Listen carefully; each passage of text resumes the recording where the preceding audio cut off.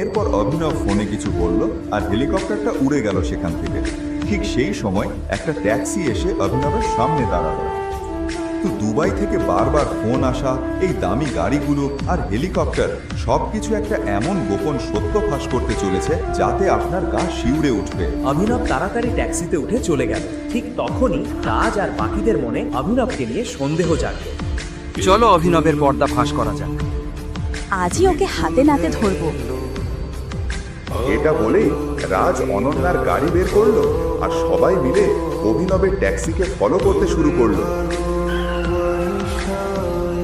রাজ, তাড়াতাড়ি যাও। অভিনব, আজ তোকে ফাঁস করব। কোথায় যা আসা কি কীর্তি করিস সব বের করে ফেলবো। রাজ আর সবাই চিন্তায় ছিল যে অভিনব কোথায় যাবে আর কিভাবে ওকে ফাঁস করবে আর ঠাট্টা করবে। কিন্তু তারা জানতো না আজ অভিনবের এমন পরিচয় তাদের সামনে ফাঁস হতে চলেছে যা তারা স্বপ্নেও ভাবতে পারেনি। আরে থামো থামো! পুলিশ হঠাৎ চেকপোস্টে অভিনবের ট্যাক্সিটা থামাল। রাজ নিজের গাড়িটা একটু দূরে থামিয়ে সব দেখতে লাগলো। পুলিশ ইন্সপেক্টর অভিনবকে গাড়ি থেকে নামিয়ে চেকিং শুরু করল। তল্লাশিতে অভিনবের কাছে একটা বন্দুক পাওয়া গেল। বন্দুক দেখে ইন্সপেক্টর বলল, এটা কি? এই বন্দুক কোথা থেকে এলো? লাইসেন্স কোথায়? অভিনবের কাছে বন্দুক? যে লোকটা নিজের চাকরের কাছ থেকেও গাল খায়, পুরনো গাড়িতে পেট্রোল ভরতে 500 টাকা ধার নেয়, ওর কাছে বন্দুক এলো কোথা থেকে?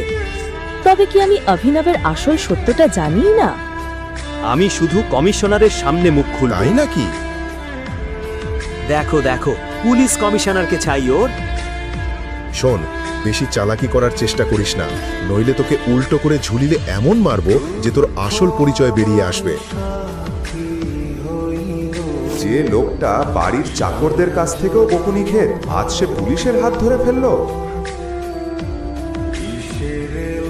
আরে ছেড়ে দাও ওনাকে। এই চিৎকার শুনে আশেপাশে সব পুলিশ ঘুরে তাকাল। অনন্যার রাজও হতবাক হয়ে গেল। ও পাগল হয়ে গেছে, কেউ কমিশনারকে ফোন করো। এই গোলমালের মাঝেই একটা পুলিশের সাইরেন শোনা গেল।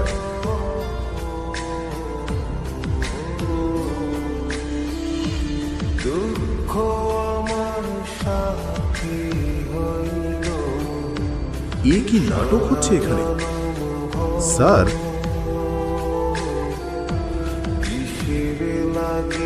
ওনার ওপর হাত তোলার সাহস হলো কেন? কমিশনারকে দেখে সবাই ফ্যাকাশে হয়ে গেল। আর অভিনব যে এতক্ষণ অপমানিত হচ্ছিল, এখন পুলিশেরাও তার সামনে কাঁপছে। কমিশনার ওকেও চিনে ফেললো, কিন্তু কিভাবে?